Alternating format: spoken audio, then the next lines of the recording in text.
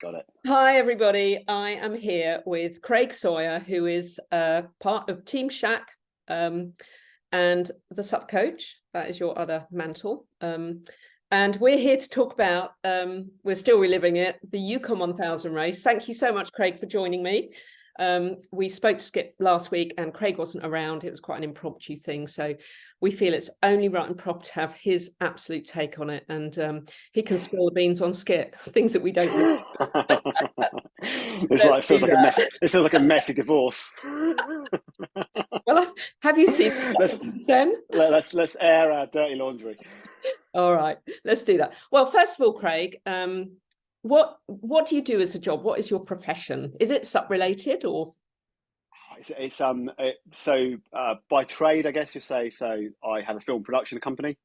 So that's been the main profession for 15 or so years. So, but obviously always been around and interested in SUP and personal fit training and fitness. I hate using the C word. I'm not going to drop a C bomb. I'm going to use a COVID bomb. When that happened, when COVID came around, obviously film production work fell off a cliff. Okay. And then I lent more onto the stand-up paddleboarding side of things. Kind of got around to finally doing my personal training diploma. And that, to be honest, saw me through for a couple of years while the film production work was, not happening. But I always worked around sort of personal training with SUP in mind. It was all around endurance, ultra endurance training for that kind of stuff. So working out, the importance of what you can do with weights, strength training in the gym, combined with on the water. And obviously that was right in the middle of our Yukon journey anyway. So it was filling in gaps. I've been into it for like 20 years anyway. So it was kind of like just getting a certificate because it doesn't count unless you've got a certificate. Absolutely not. Well done for getting that certificate. But as you say, I mean, that's really sort of, in a way, good timing, isn't it? And I think endurance, I don't know how many races you've done, but I think you really err on the side of enjoying the endurance stuff historically. I know you've done the paddle skedaddle a couple of times, have you? And yeah, I think the skedaddle, then the Norfolk Broads Ultra non-stop was probably the first time I did that's what, the 72K, and that was also my first podium, which was a nice feeling. I think what it is with the ultra endurance side of things is as you get older, or the longer the race, the less it's about the 20-year-old carburetor engine that some of these guys have got. Like I'm not gonna hold my ground against any 20-year-old, like a Hector or or Will, these guys, or Blue, they're speed machines, and they're incredible to watch. But as you get, I say older, as you level up in life, and you get more digits, kind of like the sport starts turning into, you can perform well it's not just about how strong the engine is, it's about strength and conditioning off the water. It's about technique. It's about nutrition. It's about mindset is huge. It's about, it's about hydration. How you're going to plan your electrolytes. How are you going to have a strategy for the race? And I think that's something that only comes with experience. I'm not going to say age, but I think as you get into this, you start to realize that actually you can really perform well and compete with those kind of attributes. And I think that's probably why you see, like, dare I say, long distance race cyclists for the man in lycra or whatever. mammals. As you get older, mammals, that's the word. Yeah, it's like, I'm not suggesting that we should go that way whatsoever. But I just think it's kind of like you can start to compete. The playing field is no longer about how young you are. It's about like how you can train yourself off the water, how you can sort your mindset out, how you can plan a strategy, how you can fuel, and how you can keep yourself hydrated, and all that comes together, and you can can compete against anyone. Absolutely right. Being a more mature paddler and doing well as a more mature female paddler, I absolutely agree with that. And I didn't do all the things that you do with the training, nutrition. I just blagged it basically. Right, let's get. Gotta be in it to win it. Yeah, absolutely. Let's get down to the nitty gritty. We know, and anybody who doesn't know, please watch the interview with Skip and obviously the lovely SUP FM podcast, which talk about the Yukon 1000. We know you're 4 years in waiting for this race. We won't go into the details about that because that's hopefully been well documented. We want to get down to almost the the start of the race and how you were feeling, how, were you relieved? I asked Skip, was he relieved to be on that start line? Maybe you were more relieved because last year it was because of you catching the C word that it didn't happen. So maybe you were more relieved that you were on the water. How did you feel on those few days before, physically, mentally, about the race? Sorry. I think we had the benefit of having been there. I know Skip's talked about that, but we've been there last year, and it didn't work out. But we kind of had a bit more of the lowdown of the land, which is obviously a benefit, But I think I was very calm. It was a lot of calm, very calm. I remember last year that there was a lot of apprehension. Even before I got ill, there was a lot of apprehension, nervousness around when we first saw the Yukon. And last year, the river was running high. It was fast. There's stories of there's people done the River Quest that pulled out halfway through because they were saying they just wanted to see their family and kids again. And then when you hear those stories 2 days before doing a race, yeah, it's probably not the best place to get you in. And obviously this year was very different to that, for whatever reason. The river wasn't the same, and we had a bit more time to think about it. So the days before were just nice, really. It's got a nice opportunity to. We had all our kit. The problem is when you've got everything you need and you walk into a department store that's designed for outdoor adventure, there's suddenly a lot of things that you think, oh, maybe we need that, which you don't. Like beef jerky. Oh, beef jerky, yeah. Watch Skip's video for that one. But so the days before were good and fine, and a great lead into the race. Fitness wise, I think probably better than last year. Just kind of for whatever reason, just felt stronger. Just felt just kind of more ready for it. Good. And then kind of coming forward to the actual start of the race, and that's something you never really know how you're going to deal with it until you deal with it. The start line, it's an early start. There's a lot of logistics around getting your kit to the start line, getting ready. It's your last chance to have a proper feed. But at 6 a.m, so we had a really good friend, Heidi, who we met, who raced in a canoe in last year's Yukon 1000. She just supported a team on the River Quest the week or so before, and she hung around. She was there. She was there with a Tim Hortons, which for those of you who've never been to Canada is basically like a McDonald's breakfast. It's a egg muffin and all that kind of stuff, and a coffee, and it just that was just a lovely thing to think that people we met last year wanted to come and see us off and see us hopefully complete the journey that we had started. And we should have been racing these guys last year, so that was a really nice thing. So all those things just kind of contributed to a nice calming start, or first time on the beach. Obviously, I know Skip talked about Glenn and Maureen, our lovely friends, and very close friends, and people we owe a lot to. They were there to wave us off. Glenn does the blessing, which is lovely. And I remember the start it's probably the most anticlimactic start to a race you're ever going to see in your life. You've got the race director, your heart, don't get me wrong, inside your adrenaline's pumping, your heart's going. You're about to get on a board and get on the water, and ideally, if things go well, 1,000 miles later, you're going to get off the other end. And if things don't go well, then whatever's going to happen is going to happen. And your heart's going, there's people watching, there's cameras rolling, there's the race director does a poem, and he's giving you a 30-second countdown. And I remember thinking, or saying, I may have said Skip, I may not have done, but I was like, the race isn't going to be, we went in it to win it, but the race is not going to be decided in the first 20 meters. And you have to run, you have a 25-30 meter walk to your boards. Trot. And it's like, yeah, but I mean, I even remember Chris Parker, sup racer. I mean, when he did the River Quest, he got too enthusiastic about the run to the start, and he dropped a glove. He lost his glove, didn't he? Yeah, the glove. I mean, and you think about it, you think, if I drop the glove on the 1,000, and within 20 seconds of the race starting, I'm one glove down, that can kind of perpetuate into a massive problem further down. So it was like, the race director's like 5, 4, it does a countdown, go, and literally we all just walked slowly down to our boards, and you're thinking about, you put your leash on, is it clipped on? It's clipped on, great. I'm going to turn my board around now because it's nose into the beach, going to turn it around, don't want to get too wet, don't want to get too deep, and I'm going to try and keep my feet dry if I can, okay.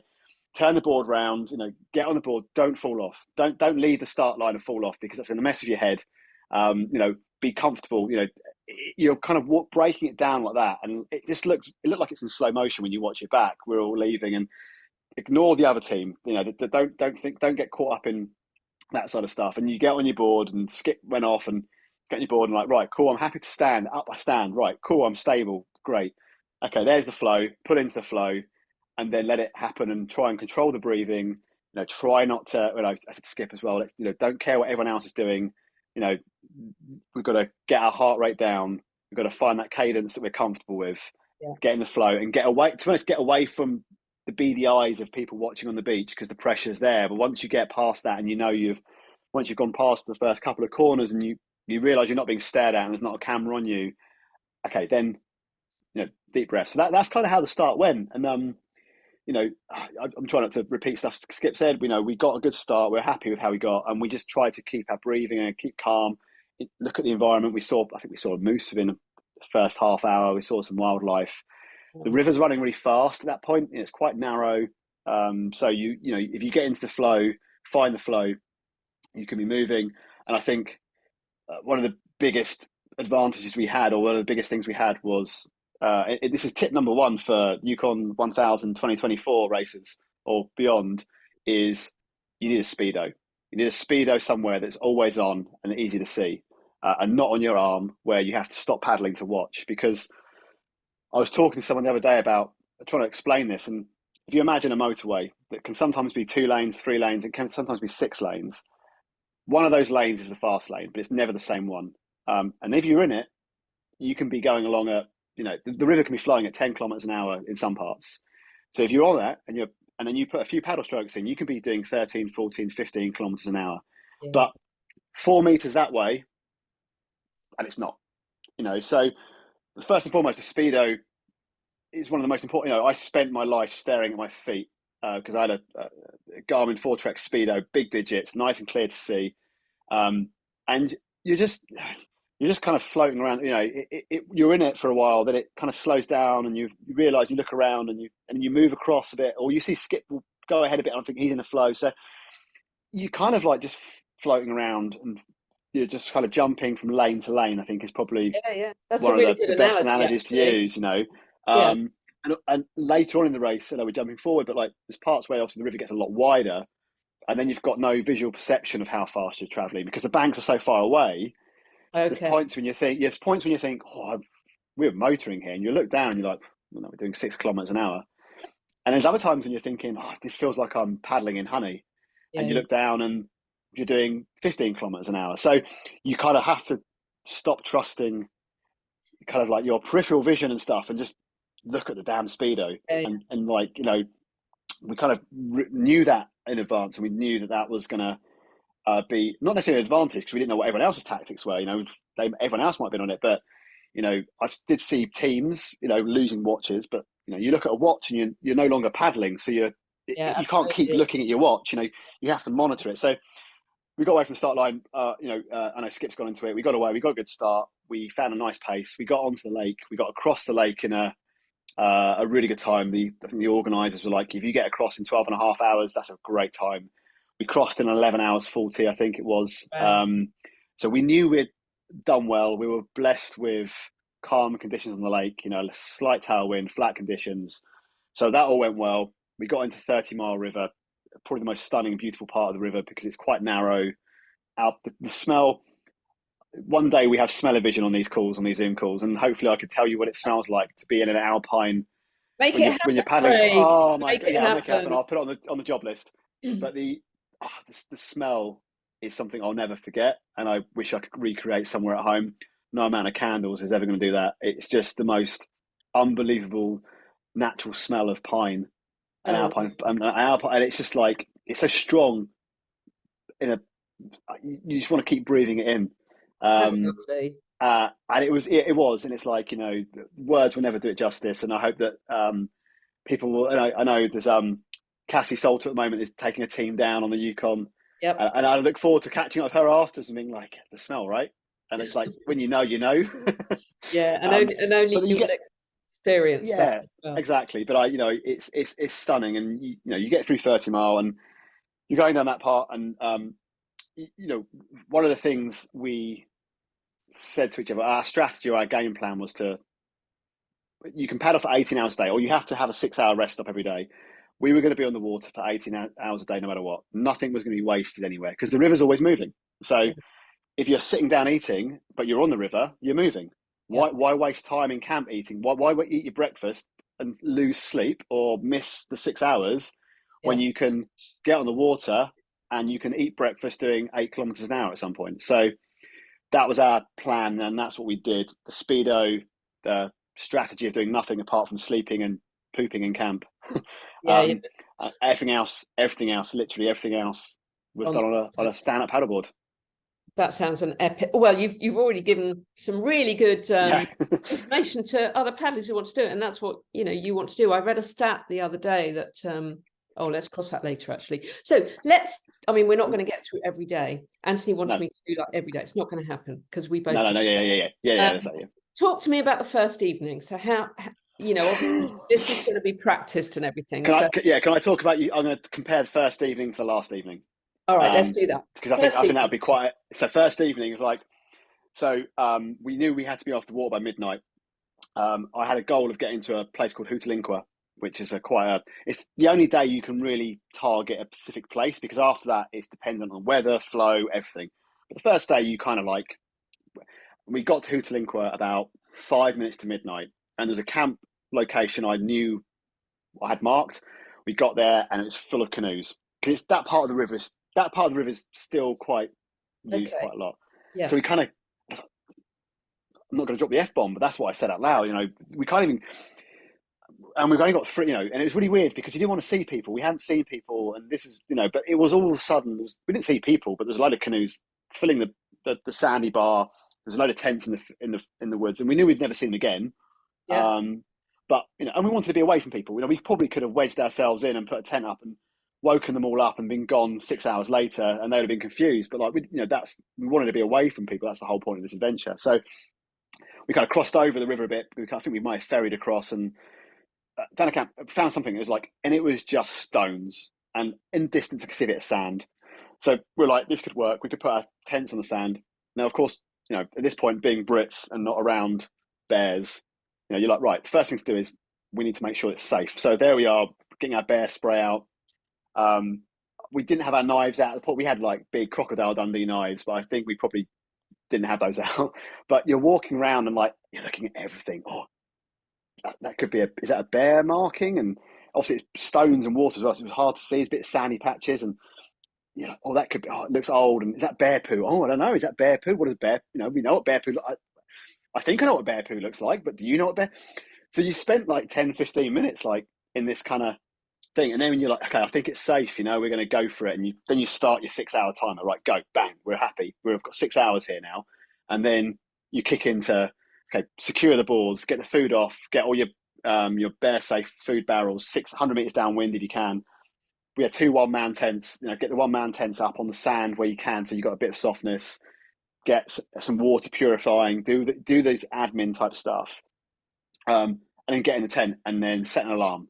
So day one, you're like 6 hour countdown. We want an hour and a quarter in the morning to get and break camp and get back on the water. Right, cool, set an alarm. So we finish at midnight. We can get going at 6. So 4:45 is the alarm goes off. Happy days. Into bed, fell asleep. That's day one. So to compare that to day 6, so day 8, even anyway, to be honest, after day 5, you're paddling along close to midnight. There's a bit of sand. Pull over. Bear spray. It's near you somewhere. Could be a bear print. Might be. Could be old. If he wants to eat me, he can eat me. I stink absolutely terrible. I'm done. He can cover me in pepper. I don't care. I'm going to bed. And literally, it was like that. It's like, we just off the board. I mean, I don't know if I want to say this. I didn't take my clothes. I didn't get changed for 8.5 days. It's wasting time. It's like, it's like, Doesn't I don't matter. mean that. You're not trying to impress your wife. I remember day one, like I got into my tent. I was like, skip, my feet are all sandy. I need to clean them off because I don't want to get in my sleeping bag with sandy feet. And by day 8, you're clumped in sand cream, sand, dirt, and everything that's built up over 8 days, and you don't care. You're in that tent, and I mean, don't get me wrong. There was a bear print that looked fresh, and when I say fresh, I mean everything with sand on has prints on. To be honest, for a long time, because unless the river floods over, which it does, it's only weather and rain and wind that's going to disturb that print. So the print just gets softer. So Yeah. you kind of always see prints, and you just going to make that call as, does that look recent? Is that, when I say recent, I mean like today? Yeah. Or actually, it comes down to that. So the difference between that and towards the end, and the other thing I wanted to talk about was like, so the mind stuff and processing and calculating stuff.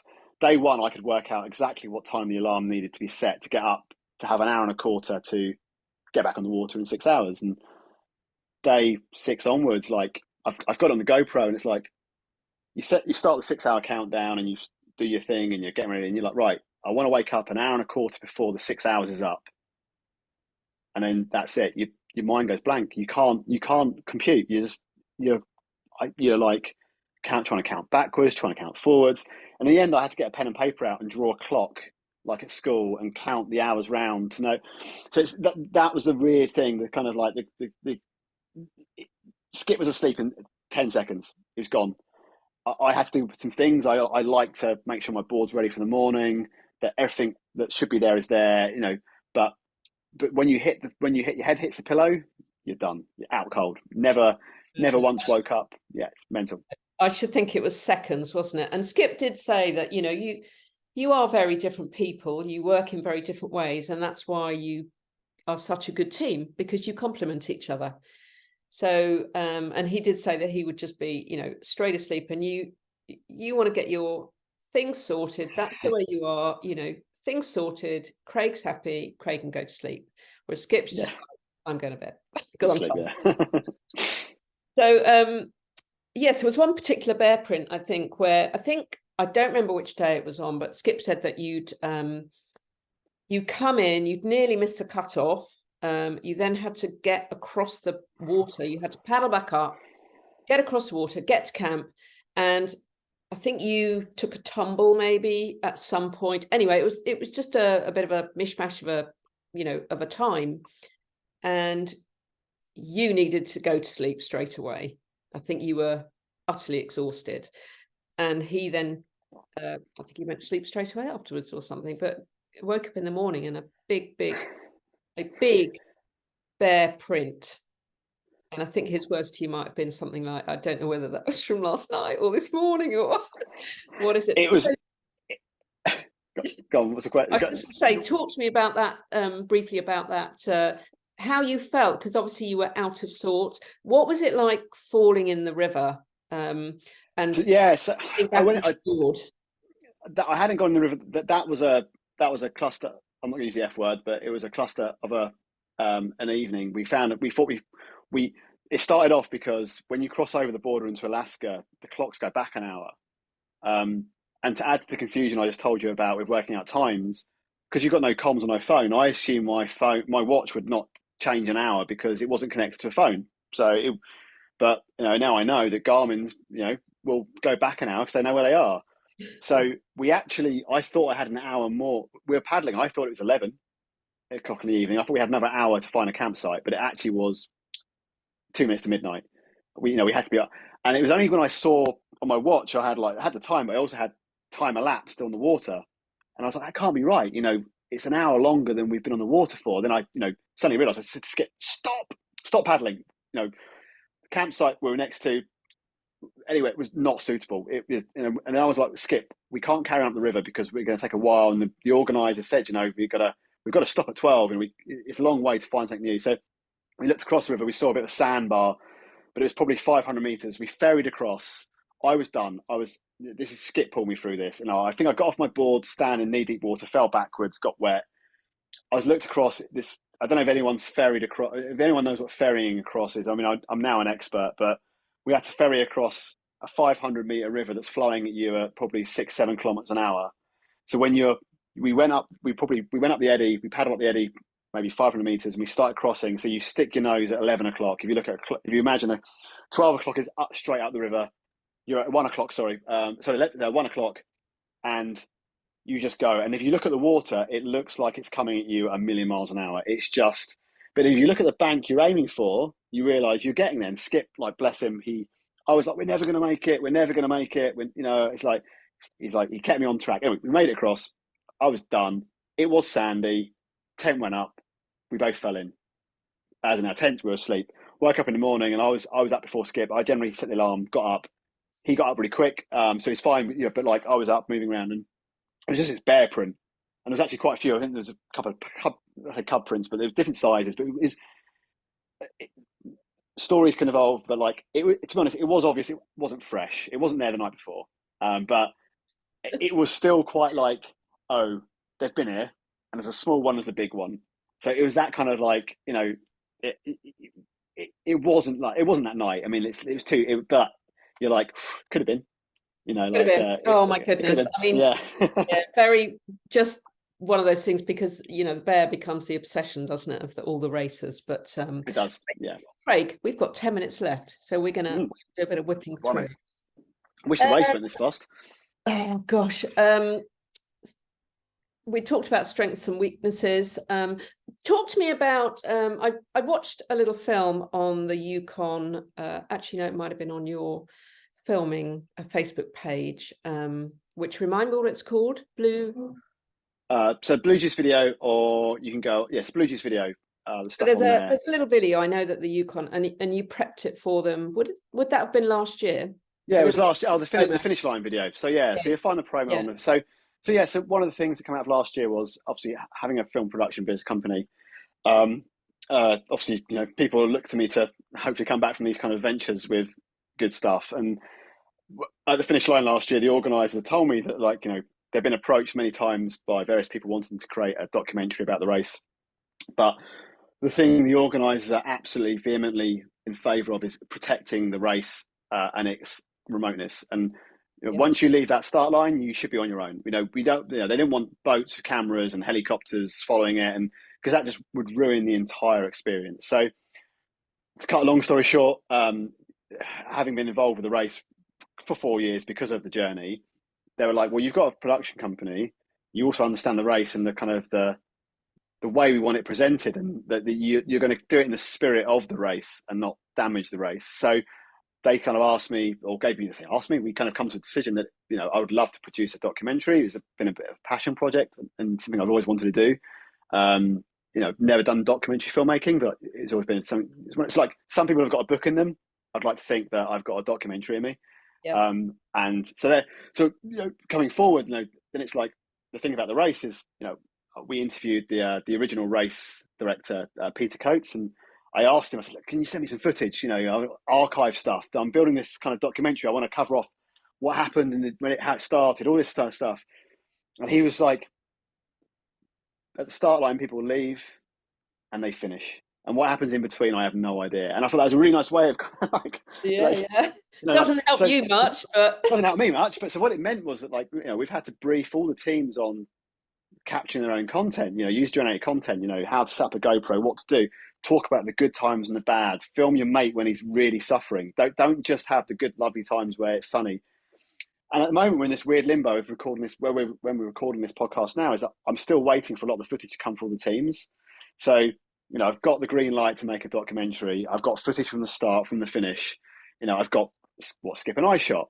And it's kind of like this weird, like, pass the parcel moment of waiting to see. I get a notification that, like, a team's uploaded this content, or they've sent me a hard drive, and it's like, what's in there? And it's kind of, and then it's like trying to find the story in there. I had two good friends of mine come out and film interviews with everyone at the beginning. They were there for a week, and they've got all these stories and discussions that I've not even heard yet. So it's kind of like it's a big box of surprises. Like Christmas presents all in one box. So we're working on that. So hopefully, I'm not setting a timescale on it because it's kind of an impossible thing to do, but we'll hopefully be able to produce something that's not just about this year, but it's about the whole race, and hopefully more about the race, but more about setting yourself a challenge to do something that just, properly levels you up in life. Properly out there. Yeah. Well, yeah. For anybody watching who wants to get involved, applications are now open, aren't they? They are indeed. Yeah, absolutely. So you can go onto the Yukon 1000. It's called Yukon 1000 canoe race, but obviously it's open It's to called the canoes. Yukon 1000 canoe. Oh, look, there's my coin. Oh, Oh, look at that oh, little there we go. beauty. Well, Now, oh, I yeah, know yeah, the race director, John Frith, when you finish, he hands you a beer, which I'm sure is yeah, the best tasting beer in the world. yeah. And he also Yukon hands Gold. you your finisher's medal, and he asks you to pop it away Yeah, and not really look at it, yeah, and look at it in private, which I think is really special, isn't it? absolutely. Have you? I know you, Craig, but not very, very well. Yeah. Um, are you an emotional man? Are you, or do you sort of hold that back? Did you have Not as any? emotional as Skip. Oh well, I know Skip's I mean, like he'll cry at cry. anything. He'll just Um, cry at the drop of a hat. But I, you know, it, it, oh, that's an interesting question. I probably should be more emotional than I think. I should probably be more emotional than I actually am. well, I'm not It's, talking about it's in a lot. general life, but I'm talking really about this Yeah, race. Skip, it was lovely because he said yeah, finally yeah. he was really proud. You must be equally proud to have done something. No, here's my stat. I think you might have seen Got it. it.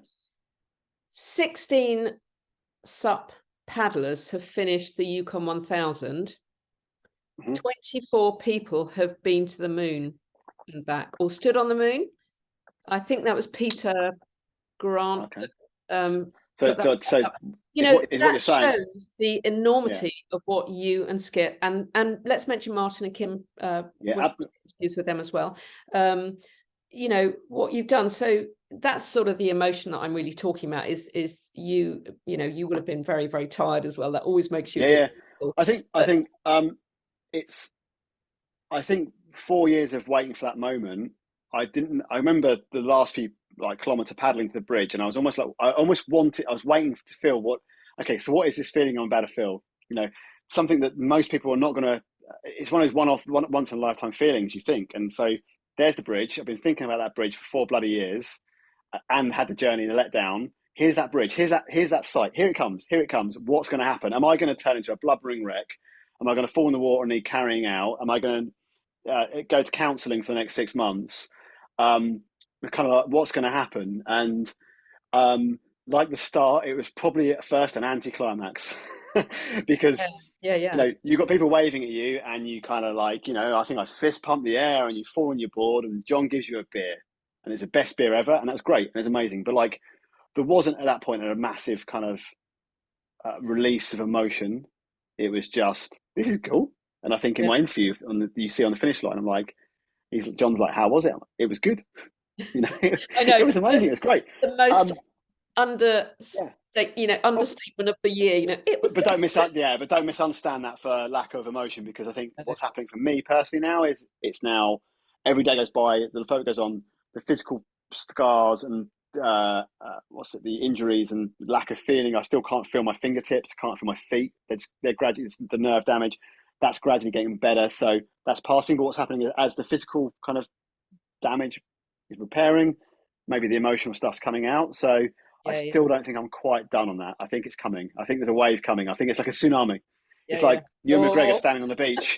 It's like the give us water's a gone call out. when it's coming, and we'll So get it's you like, it's on like the water's gone out, and like everyone's looking out, and I think it is coming. But coming back. it was a great feeling. Don't me get it wrong. And Yeah, I know we've got 1 minute 50 left, so I'm going to tell you a story. What was probably more emotional than finally getting this? John gave me this, and this was so emotional. It's amazing, and like I'll tell you another story about how it felt to look at this properly in my own time. But last year at the finish line, when I was sitting there welcoming all the teams on the race we should have been in, and Skip and I sat on that beach for 2-3 days, I think. I grabbed a random stone off the beach, random, nothing special, not shiny. It's a random brown stone. I stuck it in my pocket, and it stayed in my pocket or on me or in my bag for a year. I took it back to Whitehorse. I put it in my zip pocket in my shorts. It stayed with me to the finish line. And at the finish line, I took it out, and I basically said, I made a promise 11 months ago that this stone would come back to the beach, but it would come back via the river. And I just chucked it somewhere. They didn't place it. I didn't do a set. I literally was like, this stone, it was a symbolic. random tiny stone. It's symbolic. Chucked it in there, and I basically brought the stone back to Oh, that is by the that's river. a really beautiful story. Really beautiful That's story. that's as emotional as I get. Okay, well, we love that. We've got seconds to go, but I just want to say, Craig, you were unsure as to whether you had a story to tell, having had Skip tell the story.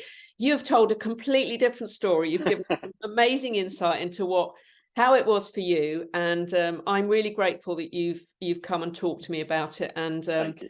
we just think it's amazing. We literally have got seconds. I don't want to be cut off. I want to just Thanks, say Supjunkie. lots of love. Thank you so much. Thank you so much, Supjunkie. Thanks for the support, Sarah. Absolutely brilliant. Just, look at that. I mean, that's unbelievable. It's not even chocolate. It's not even chocolate. All right, my friend, take care.